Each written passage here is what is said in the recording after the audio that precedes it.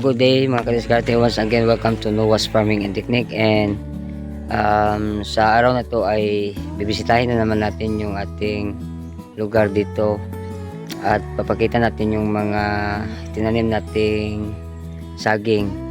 So medyo matagal tayong hindi nakapag-vlog dahil sa nung nakaraang mga buwan ay naging busy po tayo dahil sa mayroon tayong pinapatrabaho dito sa ating bahay, kaya ngayon lang tayo nakabalik ng paggawa ng video. So ngayon ay samahan nyo ako, mag-update lang tayo ng ating mga pananim. At before pala tayo dadako ay mangunguha pala muna tayo ng yung tinatawag na kulo dito sa atin at sa English breadfruit at malika. Samahan nyo ako, let's go. Hi guys, saka si Papa sa I don't know if it's with us.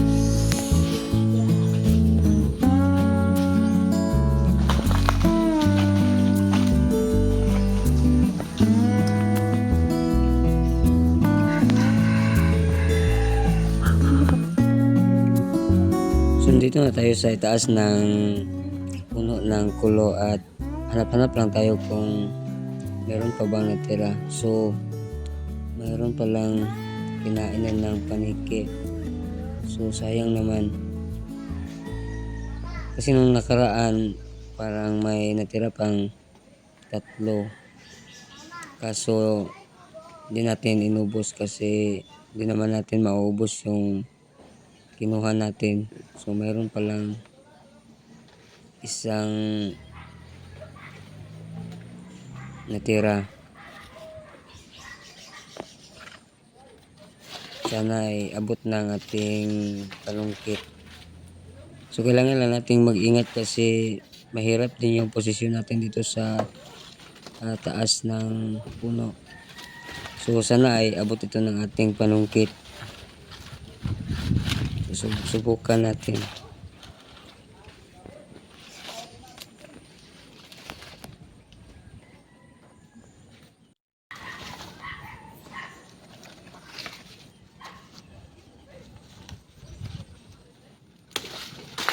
Oops. Success. So dahan-dahan lang tayo sa pagbaba kasi bantay ha.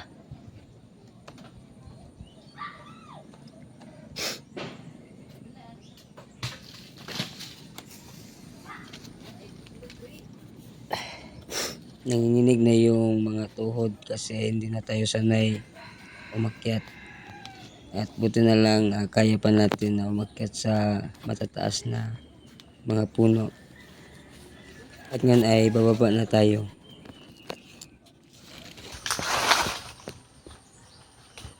Si Papa.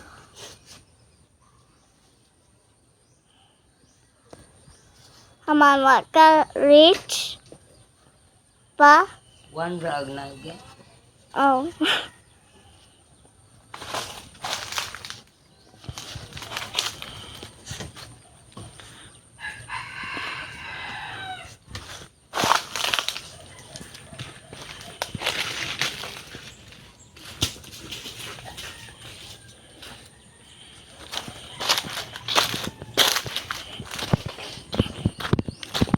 Usala.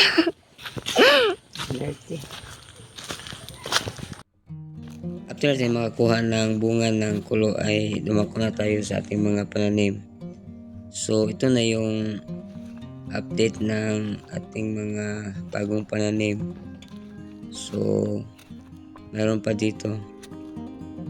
Ito, may mga panibagong dahon na nilabas niya.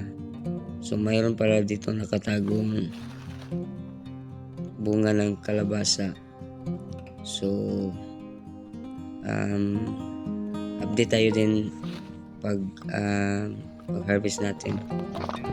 So, sa bandang dito, ito yung naunang itinanim natin. So medyo malago na.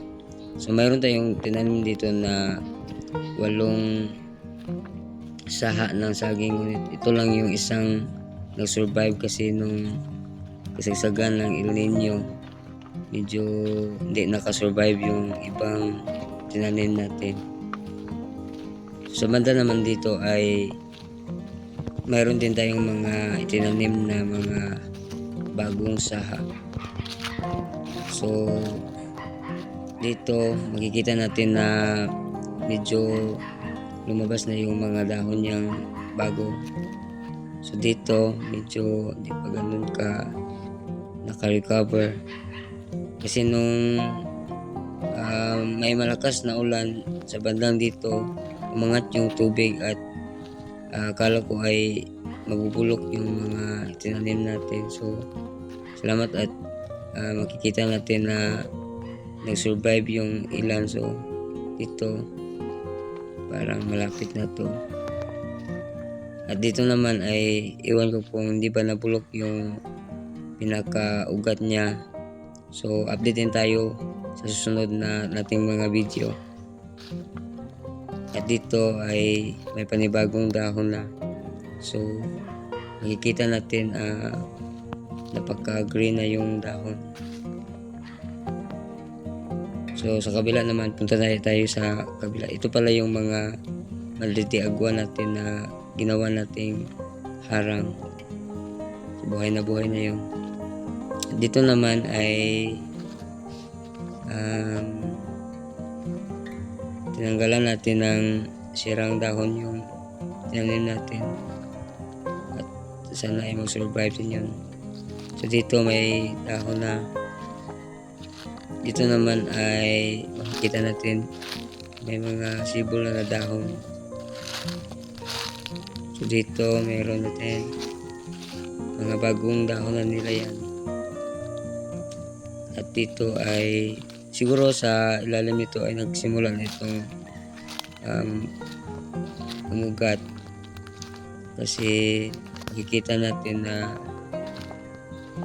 nung pagtanim natin ay hindi pa ganito yung mga dahon nila, pero ngayon ay nagpapalabas na siya ng mga panibagong dahon. Sa susunod na mga video ay mag-update tayo ng ating mga pananim.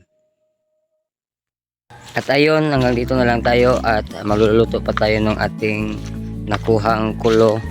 At update lang tayo sa sunod na ating video at abangan nyo update ng ating mga pananim. So hanggang dito na lang tayo, at kung bago lang kayo sa ating channel at nagustuhan nyo ang ganitong mga usapin ay please like and subscribe and click na rin ang notification bell para laging updated kayo sa ating mga panibagong mga videos. At hanggang dito na lang tayo. Thank you for watching. God bless and goodbye.